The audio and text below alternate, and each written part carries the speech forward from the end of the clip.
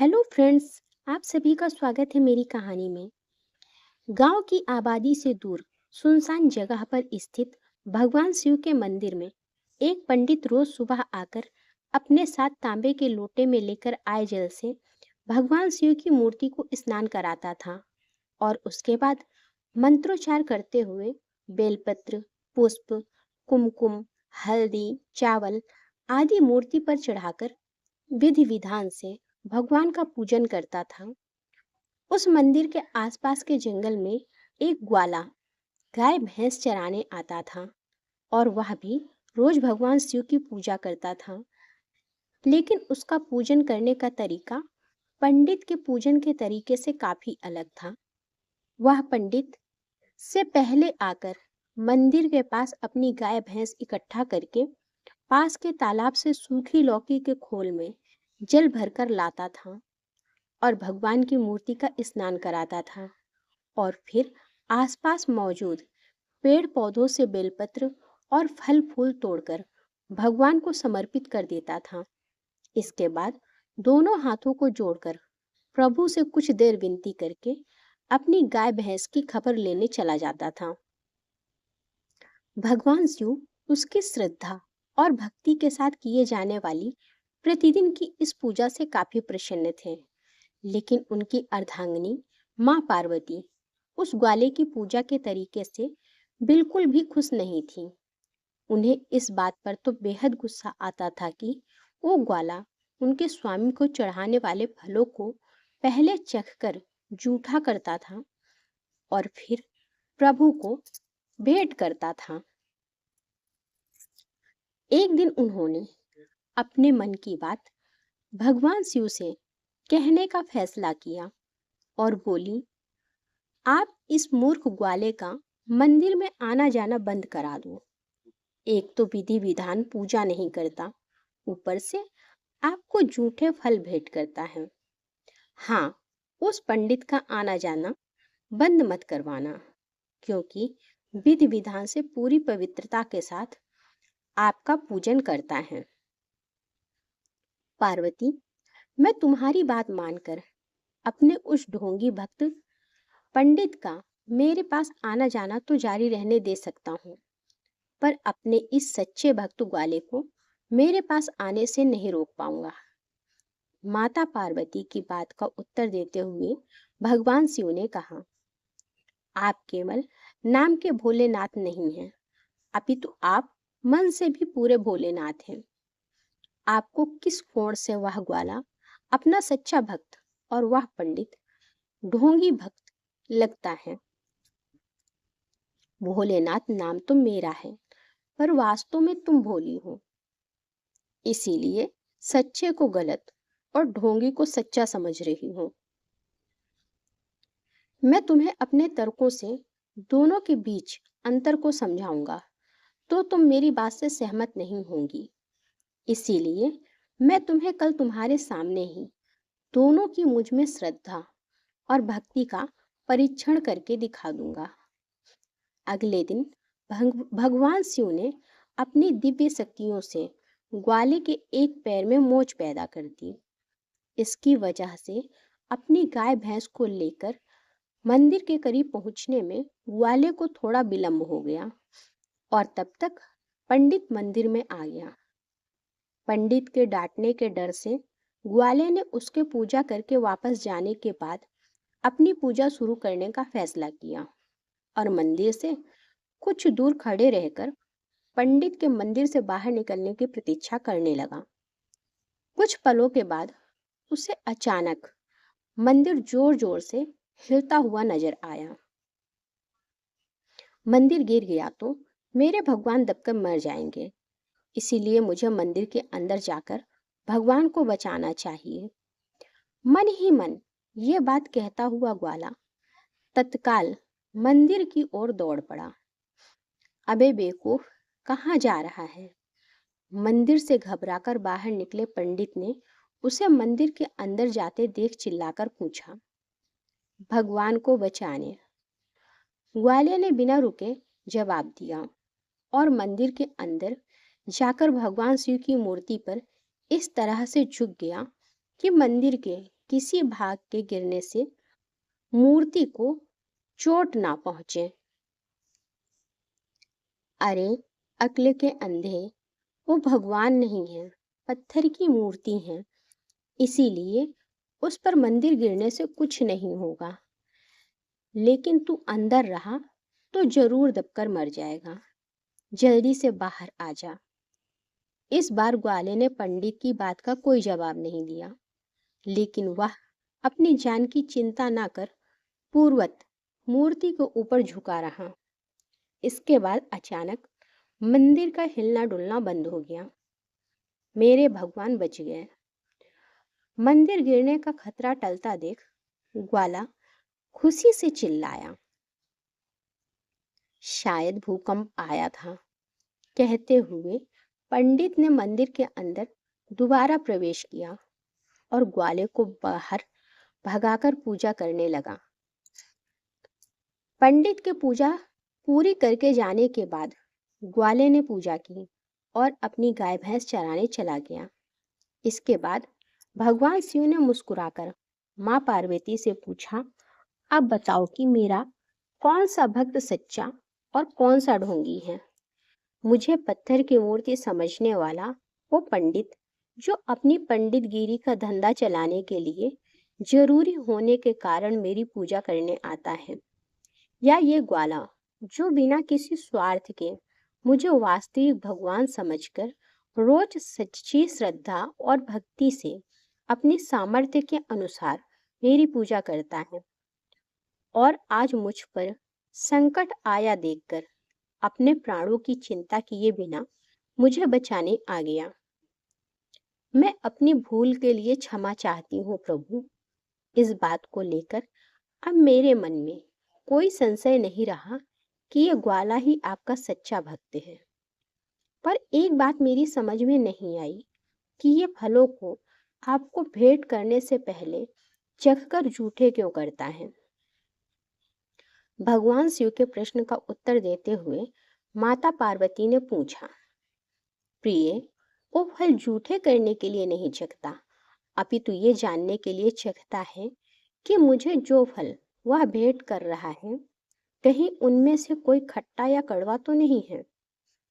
तब तो ये आपका ये भक्त सचमुच बहुत ही श्रद्धावान है।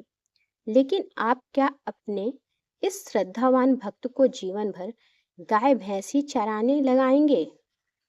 नहीं, मैं इसे धनवान बनाना चाहता हूँ। तो बना दीजिए ना। कैसे बनाऊं प्रिय? स्वयं मेरे पास धन के नाम पर एक चांदी का सिक्का तक नहीं है। ऐसा करता हूँ, ये जिम्मेदारी गणेश को देता हूँ। वो जरूर कहीं से इस ग्वाले को इतना धन दिला ही देगा कि ये अपने परिवार के साथ सारी उम्र आराम से अपनी जिंदगी बिता सके। तुम एक काम करो, ध्यान लगाकर गणेश से संपर्क करो और उससे कहो कि मैंने उसे याद किया है। जी स्वामी, कहकर माता पार्वती ध्यानमग्न हो गई। कहिए पिताश्री, आपने मुझे आज अचानक किस लिए याद किया? अपने वाहन मूषक राज के साथ प्रकट होकर गणेश जी ने भगवान शिव के सामने प्रकट होकर प्रश्न किया। गणेश जी के प्रश्न का उत्तर देते हुए भगवान शिव ने उसे अपने परम भक्त ग्वाले के बारे में बताया और उन्हें ग्वाले को इतना धन दिलाने का आदेश दिया जिससे ग्वाले और उसके परिवार का जीवन आराम से कट सके। आप निश्चिंत हो जाइए, मैं ग्वाले को 2 दिनों के भीतर कहीं से उसके व उसके परिवार के आराम से जीवन यापन करने लायक धन दिला दूंगा। भगवान शिव को आश्वस्त करने के बाद गणेश जी उन्हें और अपनी माता पार्वती की चरण वंदना करके मूषक राज के साथ अदृश्य हो गए। कुछ पलों के बाद वे मूषक राज के साथ पास की एक पहाड़ी पर प्रकट हुए और कुछ ध्यानमग्न होकर अपने पिता के आदेश का पालन करने का उपाय सोचने लगे। कुछ क्षणों के बाद चेहरे पर ऐसे भाव उभरे जैसे आमतौर पर लोगों के चेहरों पर किसी समस्या का हल मिलने पर उभरते हैं।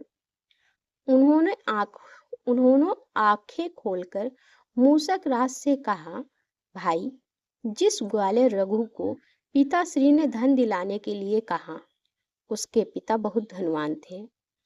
लेकिन उसके गांव के दीनानाथ नाम के सेठ ने ग्वाले के पिता को दी गई कर्ज की मामूली सी रकम न चुका पाने के कारण उसका रहने के मकान को छोड़कर उसकी बाकी की सारी संपत्ति हड़प ली थी।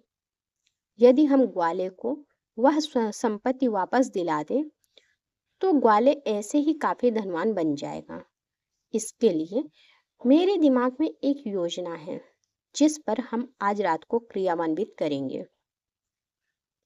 इसके बाद गणेश जी ने मूसक राज को अपनी योजना समझा दी और योजना अनुसार गणेश जी ने मध्य रात्रि के समय सेठ दीनानाथ के दिवंगत पिता का रूप धारण करके दीनानाथ के स्वप्न में प्रवेश किया और उससे कहा, अरे तू कैसा मूर्ख व्यक्ति है, तुझे रघु के पिता को दिए कर्ज की एवज में उसकी 10-12 लाख की जमीन नहीं बल्कि उसका रहवासी मकान लेना चाहिए था, क्योंकि उस मकान के नीचे उसके पूर्वजों का 20-22 करोड़ रुपए का खजाना दबा हुआ है। खैर, अभी भी कुछ नहीं बिगड़ा है। तू एक काम कर, रघु को मुंह मांगी कीमत देकर उसका मकान खरीद ले और उसकी खुदाई कराकर वो खजाना निकाल ले। मैं जो कह रहा हूँ उसे तू मिथ्या स्वप्न समझने की भूल मत करना, नहीं तो करोड़ों की संपत्ति प्राप्त करने का अवसर गंवा बैठेगा। चल, मैं तुझे मूसक राज के रूप में प्रत्यक्ष दर्शन देकर तुझे भरोसा दिला देता हूँ कि मैंने सचमुच तेरे स्वप्न में आकर तुझे ये जानकारी दी। अब उठ और मेरे दर्शन कर। गणेश जी की दीनानाथ के पिता के रूप में अपनी बात खत्म करते ही दीनानाथ हड़बड़ाकर उठा और अपने कमरे का लाइट जलाकर बेचैनी से इधर उधर देखने लगा। वह यह देखकर बेहद हैरान हुआ कि कमरे के एक कोने में किसी हष्टपुष्ट बछड़े के आकार का एक चूहा खड़ा है। पिताजी, उसने चूहे से सवाल किया, जिसके चूहे ने हाँ की मुद्रा में सिर हिलाकर जवाब दिया और अदृश्य हो गया। इसके बाद दीनानाथ पूरी रात जागकर सुबह होने का बेसब्री से इंतजार करता रहा ताकि वह जल्दी से रघु के पास जाकर उससे उसका मकान खरीदने का सौदा कर सके। गणेश जी उसके स्वप्न से निकलने के बाद रघु के स्वप्न में उसके पिता बनकर पहुंचे और उससे कहा, रघु, कल सुबह तेरे पास सेठ दीनानाथ हमारा मकान खरीदने के लिए आएगा। तू उसे अपना मकान तब तक बेचने के लिए तैयार मत होना जब तक कि वह इस मकान की कीमत 1 करोड़ देने के लिए तैयार ना हो। अपना संदेश रघु तक पहुंचाने के बाद गणेश जी उसके स्वप्न से भी बाहर निकल गए। इसके बाद रघु भी हैरान परेशान सा स्वप्न की सत्यता परखने के लिए बाकी की रात सो ना सका। दूसरे दिन सुबह सेठ दीनानाथ ने रघु के घर पहुंचकर उससे उसका मकान 5 लाख रुपए में खरीदने की इच्छा जाहिर की तो रघु को पूरा विश्वास हो गया कि उसका स्वप्न सच था। उसने अपने पिता की आज्ञा अनुसार दीनानाथ से कह दिया कि वह अपना मकान बेचना नहीं चाहता। ये सुनकर दीनानाथ अपनी करोड़ों का खजाना पाने की तमन्ना पर पानी फिरता देख निराश हो गया। लेकिन वह आसानी से इतना बड़ा फायदा अपने हाथ से निकलने देने वालों में से ना था। उसने मकान की कीमत 5 लाख से बढ़ाकर 10 लाख कर दी और रघु से जब उसे पिछली बार जैसा ही जवाब मिला तो उसने मकान की 20 लाख कर दी। 2-2.5 लाख रुपए के जीर्ण शीर्ण मकान को 20 लाख रुपयों में खरीदने की बात सुनकर रघु का मन विचलित होने लगा, लेकिन उसने अपने स्वप्न पर दृढ़ विश्वास रखते हुए अपने मन में उठ रहे विचारों पर काबू करके दीनानाथ को इस बार भी मकान बेचने से मना कर दिया। लेकिन दीनानाथ पर खजाना प्राप्त करने का लालच हावी था, इसीलिए उसने पहले मकान की कीमत 20 लाख से बढ़ाकर 50 लाख कर दी और रघु से नकारात्मक जवाब मिलने के बाद मकान की कीमत सीधे 1 करोड़ कर दी। मुझे सौदा मंजूर है, लेकिन इस शर्त पर कि आपको आज ही मकान की एकमुश्त कीमत देकर रजिस्ट्री करवानी पड़ेगी। मकान की कीमत 1 करोड़ सुनते ही रघु ने एक शर्त रखकर दीनानाथ का प्रस्ताव स्वीकार कर लिया। मुझे भी तुम्हारी शर्त मंजूर है। तुम ठीक 10:30 बजे मकान के कागजात और तुम्हारा एक परिचय का प्रमाण पत्र लेकर तैयार रहना। मैं अपनी कार लेकर आऊंगा और तुम्हें अपने साथ शहर ले जाकर आज ही मकान की रजिस्ट्री करा लूंगा। कहकर दीनानाथ खुशी खुशी घर लौट गया। 1 करोड़ रुपए लेकर अपने मकान की रजिस्ट्री दीनानाथ के पक्ष में करने के बाद रघु ने अपने परिवार के साथ वो मकान छोड़ दिया और गांव में एक नया मकान और बहुत सी जमीन खरीद कर आराम से रहने लगा। अब उसे अपने परिवार का जीवन यापन करने के लिए दूसरे की गाय भैंस चराने की जरूरत नहीं थी। लेकिन उसने भगवान शिव के मंदिर में जाकर पूजा पाठ करना बंद नहीं किया, बल्कि अचानक किस्मत के करवट लेकर उसे ढेर सारी संपत्ति भेंट कर देने से उसके मन में ईश्वर के प्रति श्रद्धा व विश्वास और अधिक बढ़ गया। दूसरी, दीनानाथ को 50-60 हजार रुपए खर्च करके पूरे मकान के फर्श की खुदाई करने पर मिट्टी, मोरम और पत्थर के अलावा कुछ नहीं मिला, तो उसने इसे अपने पिता की आत्मा की अपने साथ की गई धोखाधड़ी समझकर अगले साल से अपने पिता का श्राद्ध करना बंद करने का फैसला कर लिया।